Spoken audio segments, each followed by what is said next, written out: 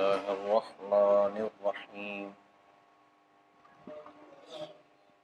ألف لام ميم الله لا إله إلا هو الحي القيوم نزل عليك الكتاب بالحق مصدقا لما بين يديه وأنزل التوراة والإنجيل من قبل هدى للناس وأنزل الفرقان إن الذين كفروا بآيات الله لهم عذاب شديد والله عزيز ذو انتقام صدق الله مولانا العظيم الصلاة والسلام عليك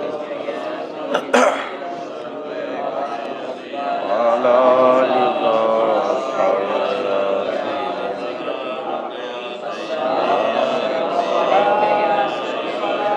صلاة السلام عليك يا سيدي يا وعلى آلك وأصحابك يا سيدي. بسم اللہ الرحمن الرحیم.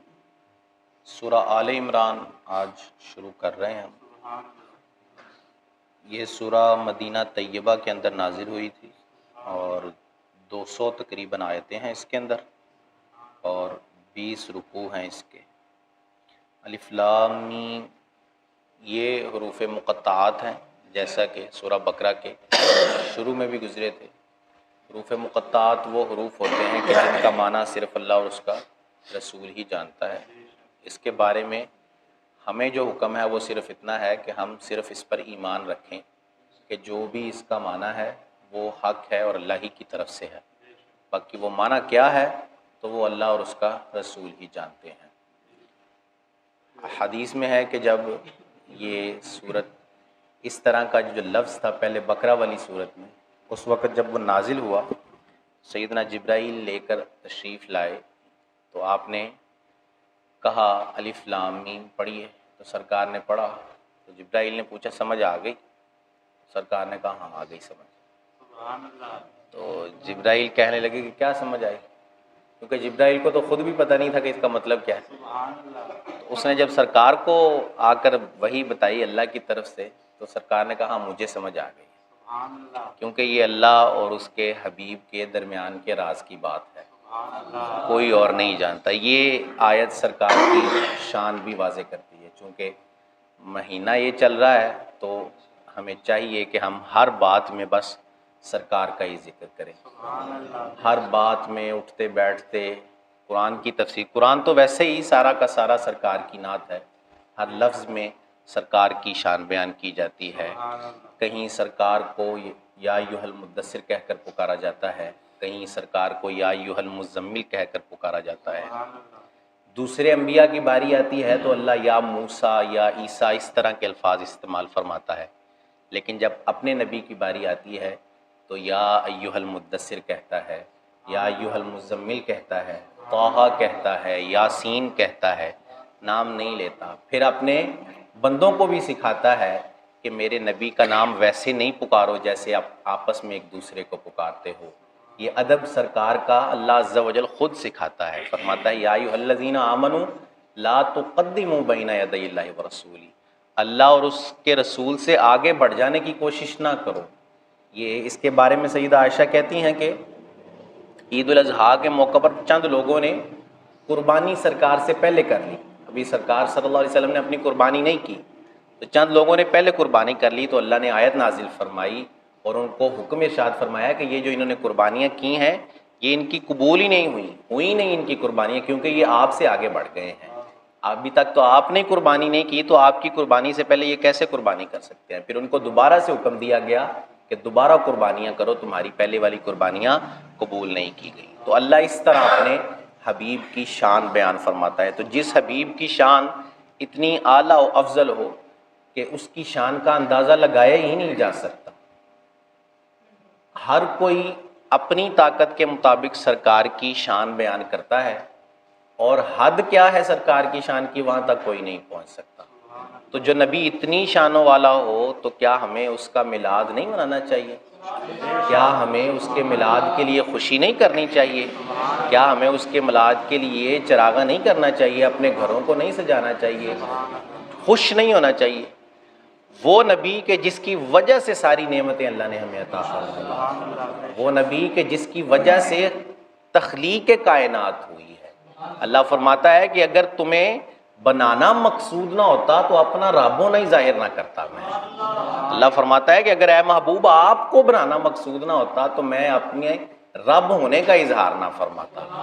تو وہ نبی جو تخلیق کائنات، باعث تخلیق کائنات ہے، جس کی وجہ سے یہ دنیا وجود میں آئی ہے، پھر اس کی وجہ سے ہمیں اللہ نے اسلام کی روشنی عطا فرمائی۔ سب سے بڑی دولت اسلام ہی تو ہے، اور کوئی اس سے بڑھ کر دولت نہیں ہے۔ تو جس نبی کی وجہ سے اللہ نے ہمیں اس دولت سے سرفراز فرمایا ہے، تو کیا ان کے لیے ہمیں خوشی نہیں کرنی چاہیے؟ کرنی چاہیے نا، لیکن نظر نہیں آتی یہاں خوشی ہمارے یہاں۔ آپ دیکھ رہے ہیں کہ آج 6 میرے خیال تاریخ ہے کہ 7 ہو گئی، آج 7 تاریخ ہو گئی ہے، 5 دن رہ گئے 12 آنے میں۔ یہاں میں گزر کے آ رہا تھا، صرف ایک گھر مجھے وہ ادھر نظر آیا جس پر لائٹیں لگی ہوئی تھی، اور کوئی نہیں نظر آیا، مجھے جھنڈا بھی کوئی نظر نہیں آیا کہ کسی گھر پہ جھنڈا لگا ہو۔ لیکن ہم دعویٰ کرتے ہیں کہ ہم خوشی کر رہے ہیں۔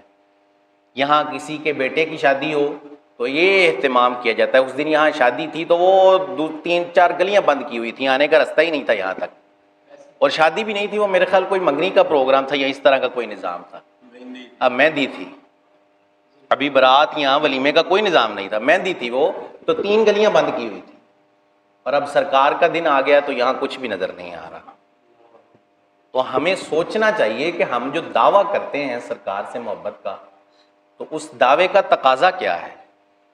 ہم سرکار سے محبت کا دعویٰ کرتے ہیں تو اس دعوے کا تقاضا یہ ہے کہ بالکل خوشی نہ کی جائے، بس منہ سے کہا جائے کہ ہاں ہم خوش ہیں، لیکن نظر آئے ہی نہ خوشی۔ اس طرح تو ہم لوگوں کو موقع دیتے ہیں بولنے کا، جو اس کے قائل نہیں ہیں منانے کے۔ وہ کہتے ہیں کہ بھئی بولتے تو بہت کچھ ہیں لیکن کرتے کچھ نہیں ہیں۔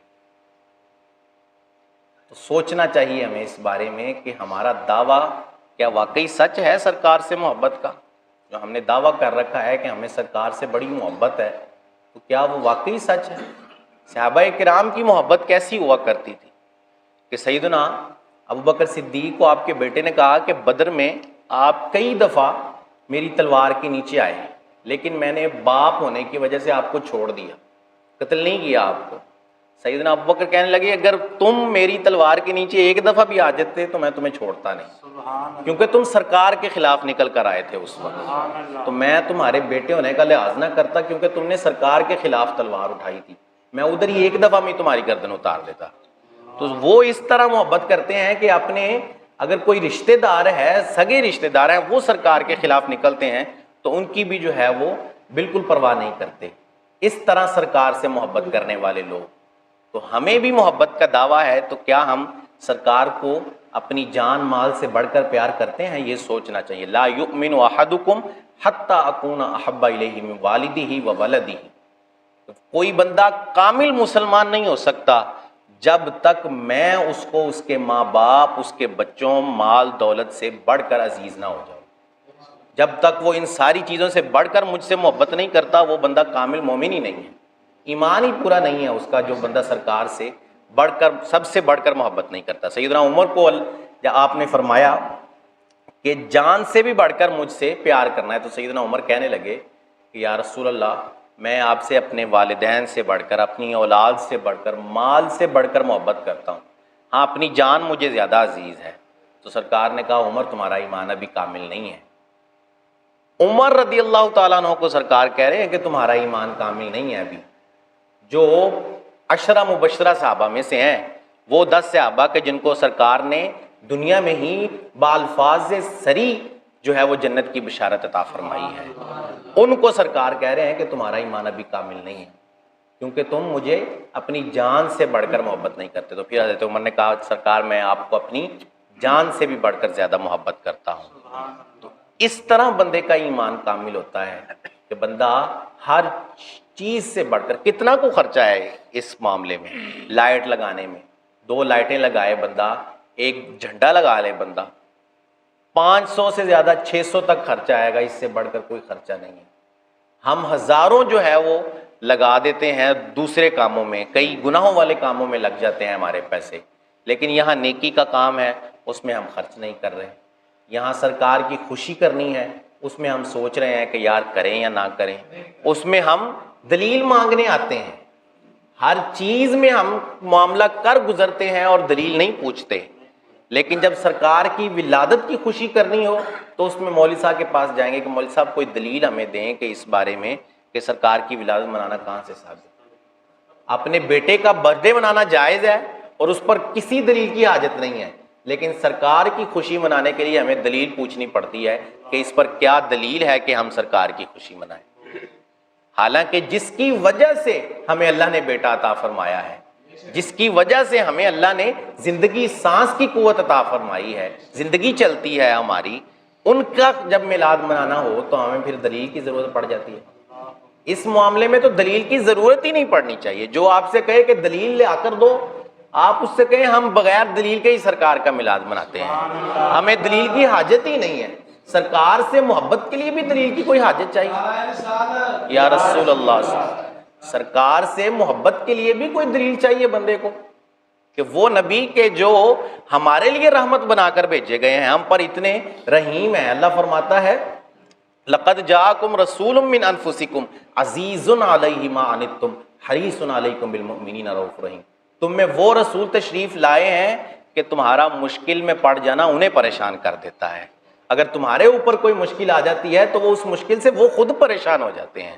سرکار فرماتے ہیں اگر مجھے میری امت کی پریشانی کا خوف نہ ہوتا تو میں مسواک کو ہر نماز سے پہلے فرض قرار دے دیتا۔ صرف اپنی امت کی پریشانی، وہ ہمارے لیے اتنی پریشانی اٹھاتے ہیں، ہمارے لیے جو ہے وہ اتنی عبادت کرتے ہیں کہ پاؤں سوج جاتے ہیں، ورم آ جاتا ہے۔ وہ کس لیے کرتے ہیں؟ وہ تو بخشے بخشوائے ہیں، ان کی وجہ سے اللہ نے لوگوں کو بخشنا ہے، تو وہ عبادت کرتے ہیں ہمارے لیے، وہ عبادت کرتے ہیں اپنی امت کے لیے دعا کرتے ہیں، امتی امتی کی صدائیں لگاتے ہیں۔ جب سرکار اللہ کی بارگاہ میں پہنچتے ہیں اور صرف قاب قوسین کا فرق رہ جاتا ہے، فاصلہ رہ جاتا ہے اللہ عز و جل کی ذات اور سرکار کی ذات، اس وقت بھی آپ امتی امتی کی ہی صدا لگاتے ہیں۔ جب اللہ دیدار عطا فرماتا ہے تو اس وقت بھی آپ اپنی امت کو نہیں بھولتے، لیکن ہم سرکار کی خوشی کو بھول چکے ہیں۔ چند سال پہلے آپ چلے جائیں تو بہت چراغاں لوگ کیا کرتے تھے، بڑا بہترین ماحول ہوتا تھا، جو ہی ربیع النور شریف ربیع الاول کی آمد ہوتی تھی تو لوگ بڑے خوشی کے ساتھ اپنے گھروں کو سجایا کرتے تھے، لیکن یہ رواج اب کم ہوتا جا رہا ہے۔ کچھ فتنے ایسے اٹھ گئے ہیں کہ وہ ہمارا جو ذہن ہے وہ دوسری طرف لے جاتے ہیں کہ بھئی دلیلیں لاؤ اور یہ کرو یا وہ کرو، تو اس کی وجہ سے بھی کچھ ہمارا ذہن متذبذب ہے، تھوڑا ڈگمگا گیا ہے ہمارا ذہن، اور کچھ چیزیں ایسی ہیں کہ ہم خود بھی سستی کا شکار ہو گئے ہیں۔ ہم نے سرکار کی خوشی کو بس جو ہے وہ ایک نام کا کام رکھ لیا، حالانکہ سرکار کی خوشی منانا یہ بڑی ہی افضل چیز ہے اور بندے کی زندگی سنوار دیتا ہے۔ میں نے جمعہ میں یہ واقعہ بیان کیا تھا کہ وہ سرکار کے اصالِ ثواب کے لیے شاہ ولی اللہ صاحب کے والد جو ہیں وہ اصالِ ثواب کے لیے کچھ نہ کچھ اہتمام کرتے تھے ہر سال۔ تو ایک سال کہتے ہیں کہ میرے پاس صرف بھنے ہوئے چنے تھے اور کوئی چیز موجود نہیں تھی جس کو میں سرکار کی بارگاہ میں پیش کروں۔ کہتے ہیں وہ میں نے رکھے، دعا کی اور وہی اصالِ ثواب کر دیا۔ تو رات جب سویا تو سرکار نے دیدار کروایا اپنا۔ میں نے دیکھا کہ سرکار صلی اللہ علیہ وسلم کے سامنے بڑے بہترین قسم کے کھانے رکھے ہیں انواع و اقسام کے، اور وہیں انہی کھانوں میں وہ میرے بھنے ہوئے چنے بھی رکھے ہوئے ہیں۔ تو ان بھنے ہوئے چنوں کی طرف سرکار نے بڑی محبت کے ساتھ التفات فرمایا، بڑی محبت سے ان کو خود بھی کھایا اور اپنے صحابہ کو بھی کھلایا۔ تو چھوٹا سا انہوں نے اہتمام کیا، بس اخلاص اور خلوص دل کے ساتھ انہوں نے سرکار کی اصالِ ثواب کے لیے معاملہ کیا تو سرکار نے اس کو قبول فرمایا۔ تو ہمیں بھی کوئی لمبا چوڑا اہتمام کرنے کی حاجت نہیں ہے، 2 لائٹیں 1 جھنڈا لگائیں بس۔ جس کے پاس اللہ نے طاقت دی ہے وہ ضرور کرے، اہتمام بڑا کرے، کوئی مسئلہ نہیں اس میں، لیکن جس کے پاس نہیں طاقت، بندہ اپنے خرچے کے لیے بھی تو پیسے بچا ہی لیتا ہے۔ جتنا بھی غریب ہو بندہ اپنے خرچے کے لیے تو اس نے پیسے بچانے ہی ہوتے ہیں، تو کچھ نہ کچھ پیسے بندہ اس کے اندر بھی خرچ کر دے۔ تو یہ جو پیسے بندہ اس میں خرچ کرے گا کل ممکن ہے کہ یہی ہماری نجات کا سامان کر جائے۔ اللہ عز و جل سے دعا ہے کہ اللہ عز و جل ہمیں سرکار کی سچی محبت نصیب فرمائے، آمین بجاہ